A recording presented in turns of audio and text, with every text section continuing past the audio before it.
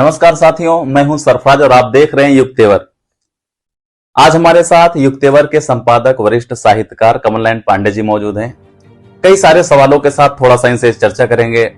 सबसे पहले आपका स्वागत है। धन्यवाद। सर, देखा जाए मनुष्य की तरह अन्य जीवधारी जो हैं अपनी जीवन स्थिति क्यों नहीं सुधार पाते हैं?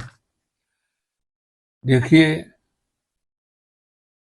मानव प्राणी प्रकृति की अंतिम और सर्वोत्तम उपज है।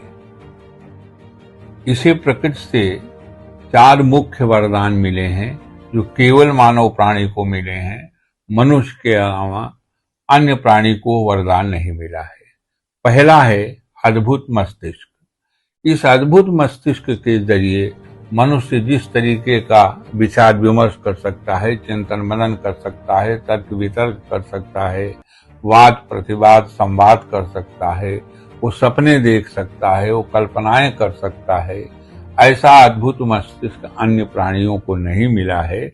इसी बलबूते पर मनुष्य हजारों वर्ष की अपनी जीवन यात्रा में निरंतर अपने जीवन स्थिति को बेहतर करता आया है। लेकिन पशु हजारों साल पहले जैसे जीते मरते थे वैसे आज भी जीते मरते हैं। उनके जीवन में कोई सुधार नहीं आ सका है। दूसरा वरदान है तकनीक। आप देखेंगे कि चूहा हो, मछली हो, परिंदे हो, पशु पक्षी हो, वह हमेशा अपने जो पैदाइशी अंग उनको मिले हैं उसको बतौर औजार इस्तेमाल करते हैं। जैसे चूहा वो अपने दांत के बल पर कुतर सकता है, मनुष्य ऐसा नहीं कर सकता, तो कैंची बनाया है जिससे लाखों चूहों के बराबर वो एक कैंची से चीजों को कुतर सकता है। परिंदा है, पंख से उड़ सकता है। मनुष्य को पंख नहीं है तो उसने वायुयान बनाया। कि तकनीकों के सहारे से वो तकनीक मनुष्य के अतिरिक्त प्राणी के पास नहीं है। ये औजार ही है जिससे मनुष्य अपने जीवन को बेहतर बनाता चला आया है।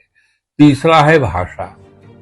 भाषा वह वरदान है कि हजारों वर्ष के जो हमारे शास्त्र हैं, पुरखों की जो खोजें हैं, उनका जो अनुभव है, उनका जो संचित ज्ञान कोश है, आज भी हम उससे लाभ उठा सकते हैं। लेकिन मनुष्य के अलावा जो प्राणी हैं उनके पास ध्वनियां हैं, बोलियां हैं जो वे आपस में समझते हैं, लेकिन कोई भाषा नहीं है जिसमें कोई पीढ़ी अपने अनुभव को संचित कर अगली पीढ़ी के लिए दे सके। और अंतिम वरदान है शिक्षा। शिक्षा के जरिए वो हजारों वर्ष के अपने ज्ञान को जो भाषा में सुरक्षित है वो एक पीढ़ी से दूसरी पीढ़ी तक पहुंचाता जाता है। इसीलिए लगातार हजारों वर्षों के अपने अनुभव के आधार पर वो निरंतर अपने जीवन को बेहतर बनाता आया है। लेकिन मनुष्य के अलावा कोई प्राणी ऐसा नहीं करता। सर, अभी आपने शिक्षा की बात की, तो शिक्षा आपका असली मकसद क्या है शिक्षा को लेकर? देखिए, सामान्य तौर पर जो पढ़ता लिखता है, जो पढ़ लिख लेता है, उसको शिक्षित कहा जाता है। शिक्षा के रूप में प्रचलित अर्थ यही है। लेकिन ये शिक्षा नहीं है, साक्षरता है। पुस्तक में दर्ज ज्ञान को दिमाग में भर लेना अगर शिक्षा होती है, ज्ञान होता, तो ऑडियो वीडियो कैसेट दुनिया के सबसे बड़े ज्ञानी होते।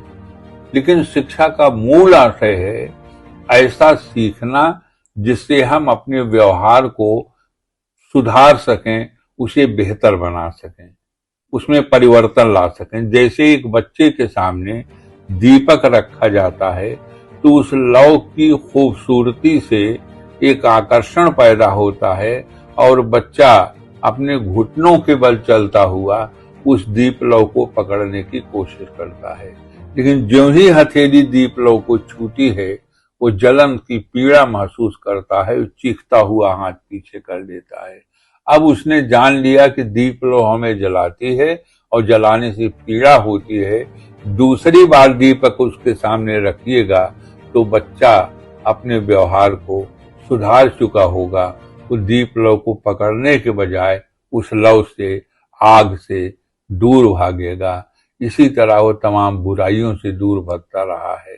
गाय का बछड़ा जब पैदा होता है तो उसी रूप में अपने स्थल पर ही मलमूत्र त्याग करता है। लेकिन जब एक माँ, मानव परंपरा में, अब बच्चा बिस्तर गीला कर देता है, माँ कहती है छी बिस्तर गीला कर दिया, तो ऐसा मुंह बनाती है माँ कि बच्चे को लगता है कि ये व्यवहार ठीक नहीं है। तो धीरे धीरे जब उसे पेशाब की अनुभूति होती है तो बच्चा कुनमुनाने लगता है, माँ समझती है और नीचे उतार कर उसे पेशाब कराती है। लेकिन अन्य प्राणियों के परंपरा में ये चीजें नहीं है। आप युक्तिवर के संपादक हैं, वरिष्ठ साहित्यकार हैं, तो आज की जो शिक्षा व्यवस्था है, क्या आप उससे संतुष्ट हैं?